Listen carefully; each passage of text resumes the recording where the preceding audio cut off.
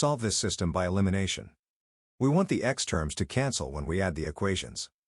The x coefficients are 1 and 1. Their least common multiple is 1. Use 1 on row 1 and -1 on row 2. That gives positive 1x and negative 1x. Multiply every term in the second equation by -1. Multiply the x term by the same factor. Now multiply the y term by that factor. Finally, multiply the right side too.